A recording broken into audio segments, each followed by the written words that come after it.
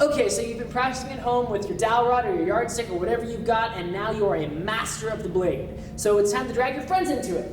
Hi, this is Sellsword Arts, and today we're going to be talking about basic blade work, part 2.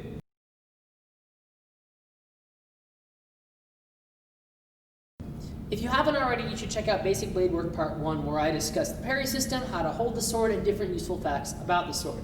I'm going to assume you've already seen that and move forward from there. So we're going to go ahead and work on the cut system right now. And first we have to find the targets. The targets for the cut system are going to be middle of the thigh in low line, that's for 7 and 2. Middle of the bicep in high line, which is going to be 4 and 3. And then right in the middle of the head for 5 and for 5A. I'm not going to actually touch the middle of the head because I don't want to accidentally bonk my friend. So for this exercise, I'm going to get in my stance and I'm going to be in distance, which means I'm going to be able to actually touch my friend with my sword. I'm going to go very slowly and I'm going to focus on touching exactly in the middle of the thigh for 7 and for 2, and in the middle of the bicep for 3 and for 4. And for the head, I'm just going to cut above their head like this. Doing this slowly will help you get used to attacking these targets and not drifting up or down. Precision is really key when we're doing stage combat. You can do the same drill with a single sword or a one-handed sword. You might have to adjust the distance a bit, but it'll be 1, 2, remember we're touching those targets, 3, 4, 5. The next thing we're going to focus on is casting. Casting is a way that we safely attack our target. So instead of thinking of cutting through them, we're going to think about directing our energy past them. If you've ever been fishing, it's kind of like that. You cast the line out. You don't throw it down at the ground. So I'm going to do this with this sword and the other sword, but I'm going to show you the premise here first. From my attack, instead of thinking about using my muscles to cut through the target, I think about using my skeleton to extend past it. So I take the tip of my weapon and I press forward and I throw that tip straight out. My arm acts as the stop here.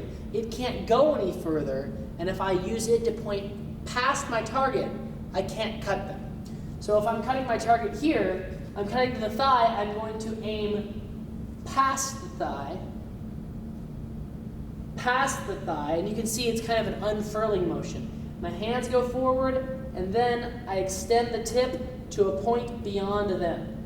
Same thing the other side, same thing to the head. You'll notice that my arm is straight. It's not bent like this. Here I still have potential motion. If I were to continue with this, I would go down through the target. So I have to make sure that it's a straight line with my arm, as opposed to something like this.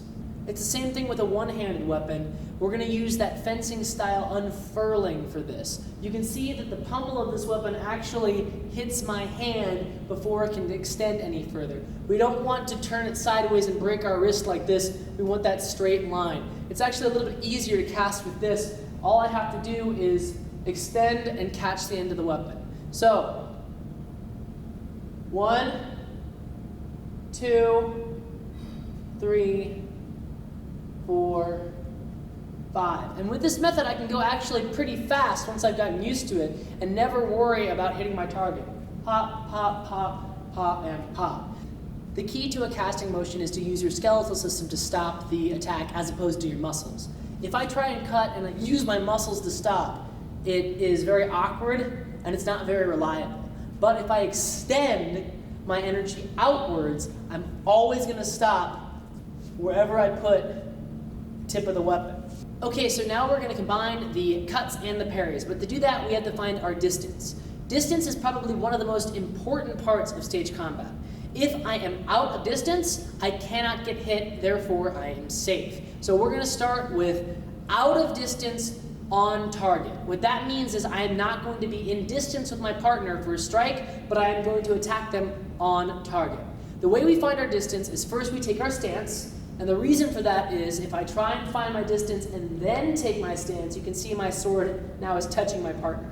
So I find my stance, and then my partner is going to make this with their fingers. They're going to put their thumb out and their pinky out and put it on their chest, and I'm going to extend my arms. When we do this, we measure off of whoever has the longest arms is the one extended. If we had a big discrepancy in our height, it would make a difference because her arms are shorter, so her distance measure would be shorter than mine. From here, we're going to start the cuts. I'm going to cut to her 7 and then go all the way through the line. I'm going to use my casting to make sure that I'm not banging up her blade. So I cut, she parries, I go to the next one, I go to the next one, and so on and so forth. So there's two things that can change our distance: footwork or leaning. So to start, we want to make sure our bodies are mostly up and down and our feet are planted. Once we get more comfortable, we can add in things like swaying, or we can add in things like footwork. But for now, we're going to keep it simple. A couple things we want to avoid when we're doing this. When we're parrying, we don't want to follow our opponent's blade. So if my partner cuts at me and I go towards them, I'm changing the distance. If I start to lift my sword up to meet their blade, I force them to come up, not to hit my hands. And before long, we're cutting at eye line. My parry stays in the same place as it always does, nice and low, protecting my entire side, which gives my partner more room to cut at their target. Just like chasing the blade up and down, we also don't want to chase it outwards. If my partner attacks me and I go to meet it, not only is this not quite as safe and not quite as good of a parry, but it's confusing the story. It becomes harder and harder to tell who's attacking and who's defending. This becomes especially clear if we go high to the head, and if I parry like this, it's very difficult to tell what's going on here. We want to make sure we really clearly show who's the attacker and who's the defender. So if my partner attacks me, I keep my sword in here. Not only does this look better, but it's more martially sound. I don't want to waste energy chasing my opponent's blade because now my blade is that much farther away from my opponent, and it's that much harder for me to strike them back. Remember, your parries don't move. They're always in the same spot. The other thing we want to avoid is having bent arms. What I mean by that is the casting system only works when I expend all of my energy and I have a straight line on my arms. If my hand is like this, I have potential energy right here. What that means is if I cut like this, there's the potential for me to cut all the way to there. So I really want to cast all the way and have this straight line in my arms to make these cuts work. So if I'm cutting my partner's head and they parry, my arms are extended all the way, which means that I'm not putting any extra energy into this attack.